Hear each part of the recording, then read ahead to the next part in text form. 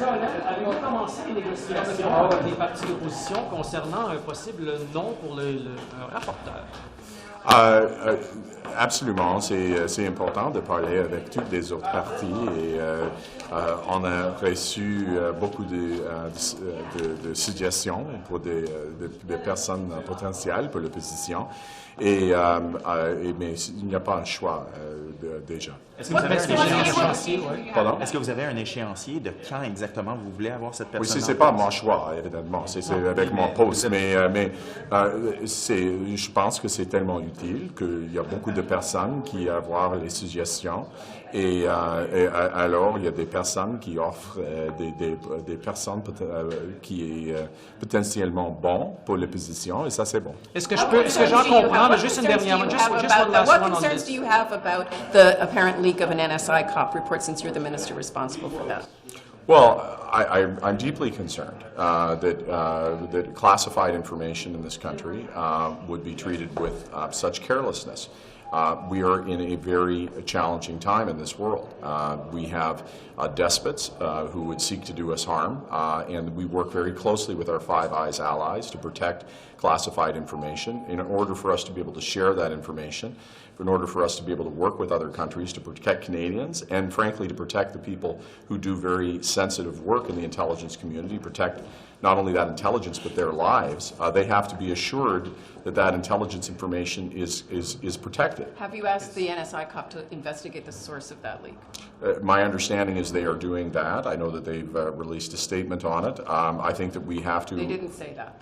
Well, look, I think that it's absolutely essential that we ensure that all of our security and intelligence information is appropriately protected and handled with the utmost care.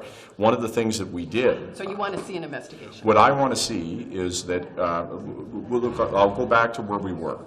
Justice O'Connor, Justice Iacobucci made important recommendations that we create a committee of parliamentarians to be able to look into every aspect of security and intelligence, and I think that's exceptionally important for Canadians so that they can know. Leaks from that, I right? understand. Like that's a big problem now. So I'm wondering, does that undermine the option of using that instead of a public inquiry to investigate all of this? What I believe is that process must work. That the idea that we have a committee of independent parliamentarians from all parties who have the ability to look into every corner of government is absolutely essential. Those were critical recommendations going back to Justice Iacobucci, Justice O'Connor, and others. They were something that was pushed for time and time again by security experts. It is a mechanism that exists in other countries. We absolutely have to be committed to making it work, not just in the present tense, but in the future tense. It's essential that parliamentarians have the ability to look into every corner of government and every aspect. 100% we have to trust in that process. We cannot allow it to falter. So we have to make sure that information that is shared in that process is kept protected and guarded, and we need to make sure that it continues, not just for the current circumstance, but into the future. We cannot have a circumstance where parliamentarians, and I can tell you I was in opposition. I was the critic for public security and for public safety and national security. It was incredibly frustrating as a political party to not be able to see behind the curtain, to not be able to look at classified documents. We need a process where opposition parties can do that so that Canadians can be assured that there is no corner of government that opposition, who has an appropriate motive to question and challenge government, can see that what is being done is appropriate. That process, the integrity of that process, must be maintained. Has your government heard any concerns from allies or Five Eyes and had conversations about these leaked documents? They wouldn't speak to the House Leader if they did. They probably would speak to other ministers. But I can say to our Five Eyes partners that I understand that they too are challenged, and so are we, with how we handle classified information. That this is a time where there are other countries with despots as rulers who seek to interfere and to cause damage to our democracy. I think we are as united as they are in protecting our intelligence and protecting our ability to repel these attacks against our democracy. And so I am certain that we will work closely with them to protect. At least the other ones are not so secretive as the Canadian government. When there's conflicting intelligence, like there was on who leaked was the COVID-19 virus, a lab leak, U.S. intelligence said publicly there's conflicting intelligence. Your government won't say if you have conflicting intelligence on Chinese foreign interference, why not? Well, look, what we have to do every day, and it's a very difficult balance, is to, on the one hand, and this is of paramount importance, assure the public that the way in which we deal with classified information is appropriate and that we have rigorous processes. And we do exactly have that. Are you too secretive is the question? Well, I think your that own one of the things that we've been able to do, as an example, is to take the recommendations from prior processes to ensure that we have things like the Committee of Parliamentarians, which can look into every aspect of government, where you have opposition members who have a challenge function to government, who can see into every corner of government, can see every single document. That is an incredibly important function. It means that there is no aspect of government that is not available for them to see. And in terms of how we deal with classified information, when we have aggressive actors who are trying to use that information maliciously to undermine our democracy, do we have to be careful with it? Absolutely. Est-ce que c'est ça qui est en train de se passer présentement avec les fuites? Pardon? Vous dites qu'il y a des gens qui utilisent ces fuites-là de façon malicieuse. C'est ce que vous croyez qui est en Non, train de se non, passer? je dis généralement, il y a des pays à l'extérieur du Canada, malheureusement, qui veulent de créer des problèmes pour notre démocratie ici. Ça, c'est leur objectif. C'est quoi le lien avec les fuites au NSIK? Oui, je n'ai pas une réponse pour ça exactement. Je ne suis pas la personne de poser des questions comme ça. Si vous étiez dans l'opposition présentement et qu'il y avait un manque de transparence de la part du gouvernement, comme on semble voir présentement, est-ce que vous seriez frustré? Well, let me answer it in English. If I was in the opposition right now, I would say that we are in a very tenuous time where there are very malicious actors trying to destroy our democracy, and that I think we would have to tread very carefully. When I was the critic for public safety and national security, there's no question I asked hard questions in committee and with the media. But one of the things that was centered in that was to make sure that you didn't play games, partisan games with national security, that you didn't use the fact that the government couldn't share information in certain areas as a way to question the loyalty of other members. And one of the things that has profoundly concerned me in this is I have seen from the Conservatives in a number of different occasions where they have questioned the loyalty of other members of Parliament. I would suggest that for those that are trying to undermine our democracy, this is exactly what they hope. There is no one that is advantaged by having foreign interference in this country. There is no one that is advantaged by undermining our democracy. There is no one that is elected to this House that hasn't devoted their entire life to our Canadian democratic system. The way in which we pose these questions, the way in which we seek answers, needs to respect those principles. And certainly there will be important questions as we try to repel those that would attack our democracy. But I would say the way in which we comport ourselves is incredibly important. Qu'est-ce que vous avez fait, qu'est-ce que vous leur avez dit pour qu'ils atténuent leurs commentaires de cette façon-là, comme vous venez juste de les décrire? Est-ce que vous leur avez demandé d'arrêter d'aller dans cette voie-là, dans cette direction-là?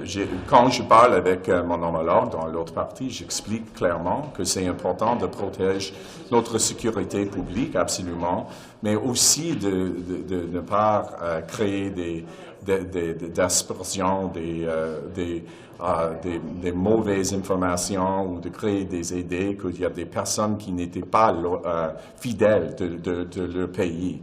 Ça, c'est pas utile. Ça, c'est l'objectif de l'autre pays, en effet. Alors, oui, absolument, c'est important. On a une comité indépendante avec chaque parti où les députés peuvent voir toute information dans n'importe quel département de gouvernement.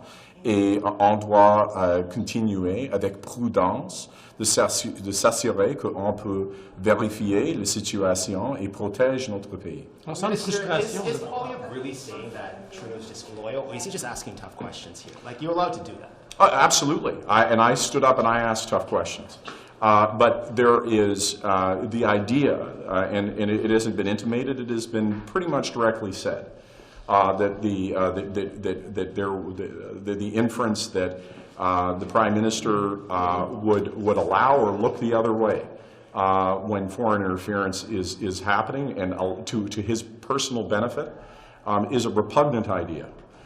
There is no question that we are facing incredible challenges as we have attacks on our democracy, as the proliferation of social media is allowing bots and allowing fomenting of hate and misinformation, and that we're all combating that, and it's incredibly difficult. I do not question in any way the loyalty of any member of Parliament to their democracy or to their country. We can criticize each other in terms of the effectiveness with which we repel those efforts, but the idea that any one of us would stand aside and allow to be benefited through the undermining of our democracy, I think is a line that it goes too far and is very unhelpful to this process. Thanks so much. Les postes de police chinois, clandestins, vous pensez quoi de ça? Ou est-ce que ça vous inquiète? Ben, j'ai vu l'article de presse. Évidemment, comme on l'a toujours dit, il faut avoir les yeux grands ouverts. Il faut s'assurer que les services de renseignement fassent leur travail sur les allégations qui ont été soulevées ce matin.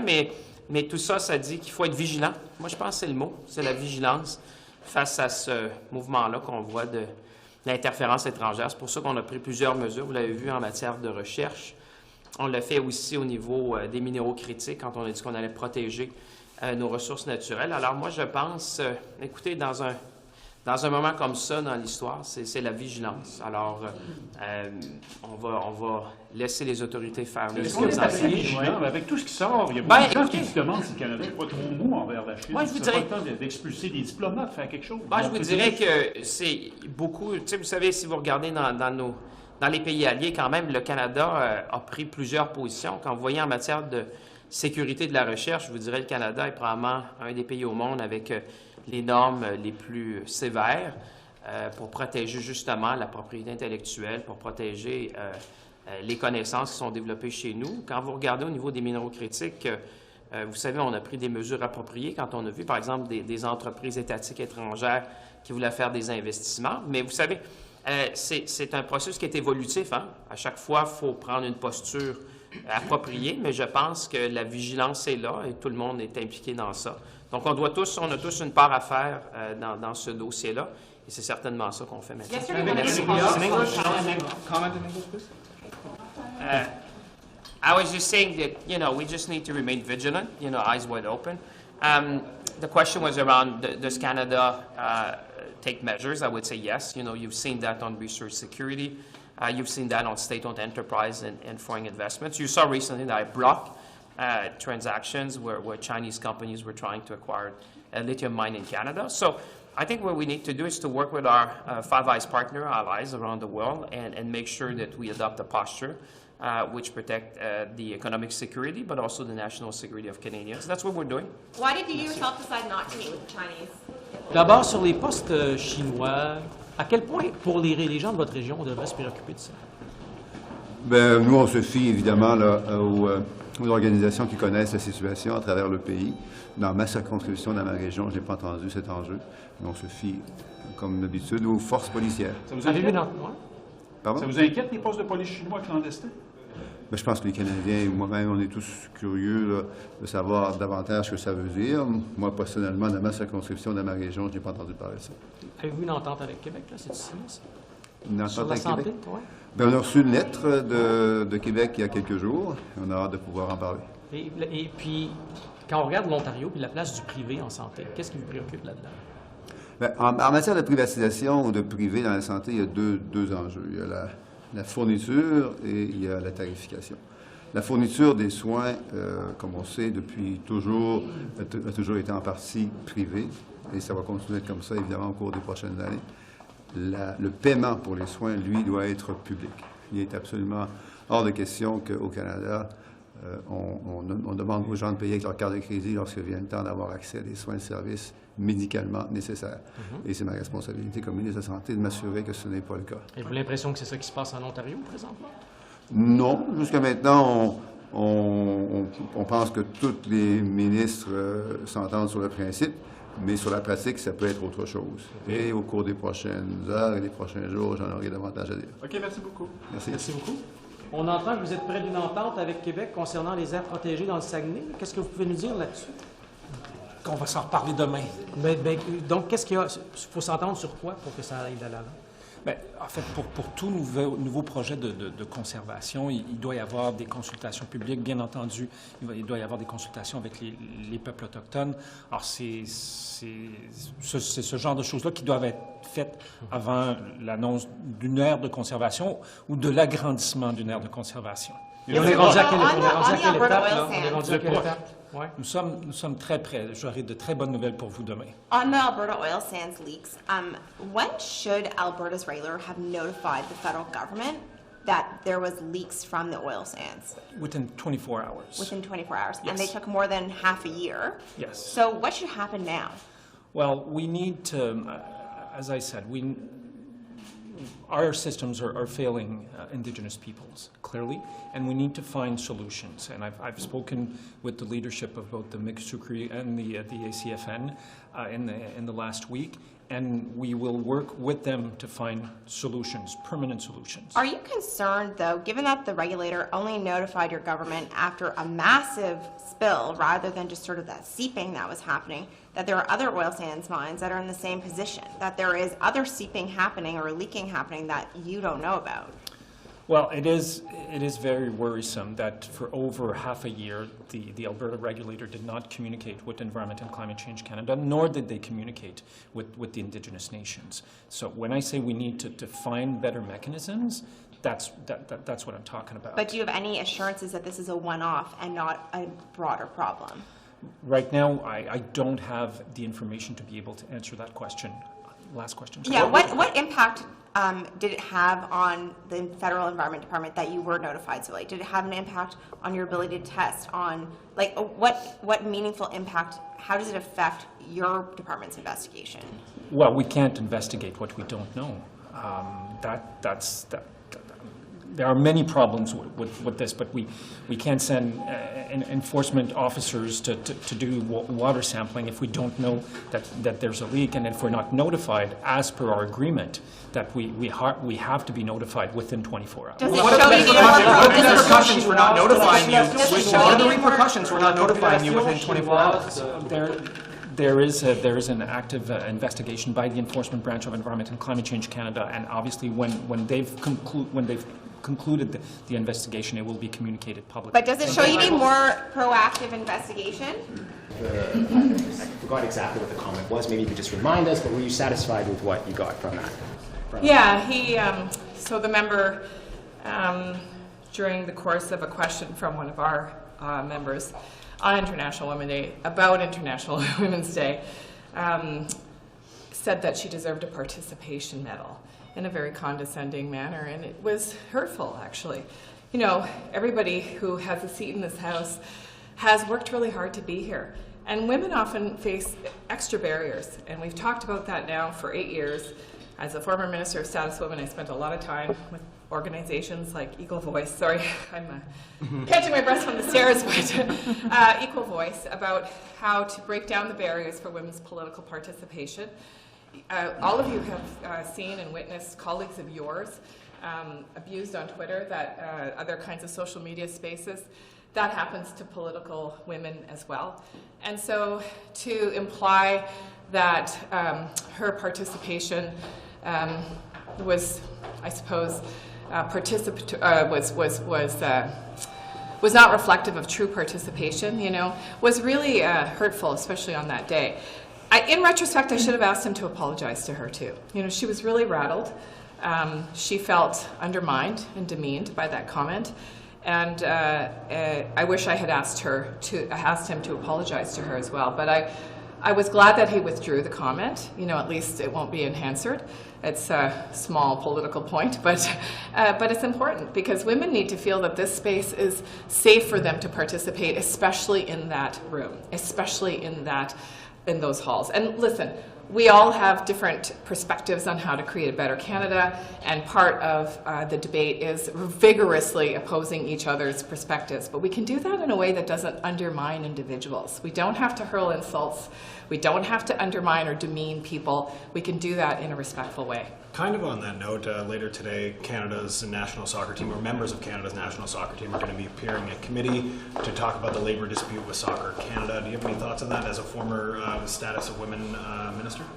Well, I'm not, I'm not following that extremely closely, except to say that in all spaces in a patriarchal society, women fight to participate, and sports is often very patriarchal. And so we've all been watching with horror the stories of women athletes as they reveal the kinds of abuses that they've been facing in the area of sport life. This is not unusual. This is something that women will tell you about in every sort of quote-unquote non-traditional space for women. As a former Minister of Labour, we talked a lot about women in the trades and how, although Canada needs people in the trades more than ever before, and women actually do really well in those jobs, and they're really well paying. Oftentimes they train themselves, they get through the process, which is laborious and long, only to find out that they don't want to stay in the space of trades because of the abuse and the victimization they feel by their colleagues and in those male-dominant spaces. We have to do better. We have to make sure that when anyone wants to reach their full potential, that we are, as everyday citizens, as politicians, as journalists, as Canadians, making sure that we protect people to be in those spaces. This is more about pay equity in sports. Sorry. Okay, well. Just about a labor dispute, and there was Okay. a protest as well where they, at an international competition, made a mark to say that they weren't happy with the compensation they were getting. We've seen it interesting, in okay. women's soccer as well in the U.S., where they fought hard to try and get more equal pay to what men soccer players are making, or at least, the equations are more equal. Well, and I'm glad you raised pay equity. It's actually misunderstood. It's oftentimes not two exact people doing the same job, but it's people doing jobs of similar nature. And so, as you know, our government introduced and passed federally regulated pay equity for workers in federally regulated spaces. I was the minister that introduced that and shepherded it through the House. And that's exactly what we need. We need corporations, we need companies, we need organizations to step up and say they'll do that hard work. And, it took a lot of work to explain pay equity at that time, but really it's about making sure that whether you're doing a job that is typically classified as male or typically classified as female, that if the skills and the effort and all of the criteria of that job are the same, that the pay is the same. And we don't see that, actually. There's a really interesting bot on Twitter every International Women's Day that follows organizations that are tweeting about, all of the great things they're doing for Women's Day, and does a pay analysis of the gap in those organizations. And sometimes it's as high as 40%. We know that in Canada, women on average earn 28 cents less per men. And the last thing I'll say about this is the work that we're doing in childcare is really important from two perspectives. One, to make sure that women have access to childcare. Obviously, we're already seeing higher rates of participation. But secondly, the work that we're doing to support provinces to pay women who are providing that childcare a living, adequate wage that actually reflects the responsibilities of providing care for another human being. And I actually think we're not going to close the gap until we address that gap in care work. Whether we're talking about PSWs, and we had a very vigorous conversation about that during the pandemic and still are, or whether we're talking about child care providers. What's more complex than taking care of children and elders and taking care of the people that we love, and we don't value it? And until we actually get to that place where we value care work, we're going to have a really hard time closing that gender wage gap. Thanks so much. Thank you very much. Take care. Thank you for waiting. No problem. I actually have two sports stories to ask you about today. Okay. The first one is obviously the women's national team are coming to committee this afternoon. How important is it to hear from them, the big stars of our women's team? I think it's extremely important because there's been a lot of questions raised, and I feel like there's many blind spots in this story, so I can't wait to hear what they have to say about their sport organization. And do you have confidence now in Soccer Canada now that Nick Bontis has left? Oh no, I think that what we need to see is learn more about their finance, learn more about how they're going to reach equal pay with women and men, and how they're going to support their teams equally. And just on that, because the tense you used, just speaking about the players, is it important to hear from the players? Definitely. In a lot of the problems I feel that we have in sport these days is the fact that the athletes' voices weren't heard enough. So having them testify today, hearing their side of the story is extremely important, and this is why I'm working on different pieces in the renewal of the funding framework so that we can give more room to athletes' voices and athletes' representation as well. Second subject is on the national last night. We had several Canadian Olympians, retired Olympians, expressing their displeasure that Russian and Belarusian athletes would be allowed into the Olympics as neutral competitors from a neutral country. It seems that the Canadian Olympic Committee, I believe, is supporting that entry. What do you think of the issue? No, I've had many conversations with the COC. Their current position, and it's our government's position as well, is that there's no reason to review the ban on Russian and Belarusian athletes at this point because the war is still ongoing, and we don't see a path forward to neutrality. So our position is clear. Anyways, the government's position is clear. I'm going to let the COC talk to you and explain their position, but from our side, it's pretty clear.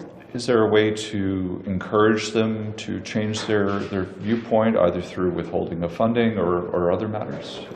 No, we're not at this point. We're going to see how the discussions go, but we've made the government's position is pretty clear. We don't see how it's possible to have Russia and Belarus compete in the next Olympic game as long as the war keeps on going, and also the models that were proposed previously by the IOC in regards to neutrality, whether it was because of drug use by Russian athletes, has never worked. So we don't see how they can have a better proposal. So we don't see the reintegration of Russia and Belarus as something possible. If they are reintegrated, then what message do you think that's sending? Well, I think that's we'll get to that point when they make their decision. But it is going to be a complicated situation because we need to think about the Ukrainians also. I think it's unfair if they decide not to compete because they don't want to stand next to Russia and Belarus in those competitions. So I think it's creating another political problem for the IOC. Can I just get on Soccer Canada, guys? One more question on Soccer Canada. Sure. Both the men and women's teams want Soccer Canada to open its books. Can I ask you what you think about that? Well, I'm currently renewing the funding framework, and we're going to have new conditions for sport organizations in regards to governance and also financial transparency. So we're going to announce new things shortly. Thank you. Juste une question. Tout le débat autour de changer le nom de l'Université de Montréal, c'est même le nom de votre circonscription. Vous en pensez quoi, vous? Bien, encore une fois, c'est un dossier que je dois vous dire que je suis de près. C'est sûr qu'il y a différentes opinions. C'est une décision finalement qui va aboutir au niveau provincial. Pour moi, comme acadienne qui a gradué à l'Université de Moncton, comme j'ai dit, j'ai différents points de vue. C'est quoi votre point de vue, justement? Comme j'ai dit, je peux comprendre absolument que les gens veulent changer le nom à cause de M. Moncton, le colonel Moncton. Mais encore une fois, j'ai quand même gradué de l'Université de Moncton aussi. Est-ce qu'on vous a sollicité pour... J'ai pas vraiment d'opinion claire, nette à ce sujet. Est-ce que on vous a sollicité pour signer la pétition? Du tout. Est-ce que vous avez... Comme ministre, j'ai pas été sollicité du tout. Et puis comme ministre, quand même, on signe pas des pétitions. Mais si on change le nom de l'université, on aurait dû changer le nom de votre circonscription aussi? Mais encore une fois, je pense que c'est une plus grande question, ça aussi, mais je suis le dossier de près. Comme je dis, c'est une question, comme j'ai dit, un peu philosophique aussi, mais je trouve ça fort intéressant. C'est ce que je veux dire, là, pour sûr. Bon. C'est bien? Merci bien. Ciao. Pardon, séance, ça sera voté quand, monsieur? Séance? Séance? Bientôt. Parce qu'il n'y a pas de vote aujourd'hui? Non, c'est important de continuer le débat et on a beaucoup de temps au Parlement et aussi au Sénat avec ce projet de loi-là. Mais on va continuer avec les débats quand on va recommencer après la pause, après la semaine prochaine. Mais c'est pas certain maintenant quand le vote va passer, mais je dois parler avec mon homologue dans des autres partis et on cherche pour une réponse pour ça. Avez-vous ça ne pas faire une bonne ping-pong game entre les sénateurs puis la Chambre? Oui, de temps en temps, ça passe comme ça. C'est important d'avoir beaucoup de discussions et de s'assurer que la législation, le projet de loi est le meilleur projet de loi qui est possible. Mais alors, on va continuer aujourd'hui et on va continuer après la pause, après la semaine prochaine. Et je suis certain qu'on va adopter le projet de loi bientôt. Pourquoi ça a pris autant de temps avant de donner votre réponse sur les amendements du Sénat? Ça a pris Parce que c'est important. Oui, c'est important de prendre le temps de s'assurer que on a une bonne réponse pour des amendements qui viennent du Sénat et de s'assurer que le projet de loi est dans une bonne forme et qui est le meilleur projet de loi qui possible. Alors ça prend le temps, mais nous sommes prêts maintenant de continuer. On a une bonne réponse. On continue le débat aux chambres de communes et c'est évident que l'MPD et le Bloc québécois appuient le projet de loi et c'est certain pour les raisons idéologiques que le Parti conservateur oppose la législation, c'est clair. À la Chambre, oui, mais au Sénat, avez-vous les chiffres? Est-ce que vous avez assez de sénateurs pour vous appuyer ou ça pourrait... Je suis un optimiste généralement, mais spécifiquement avec le projet de loi. Je suis un optimiste que le Sénat va accepter notre décision sur le projet de loi. Okay? Merci beaucoup. Au revoir.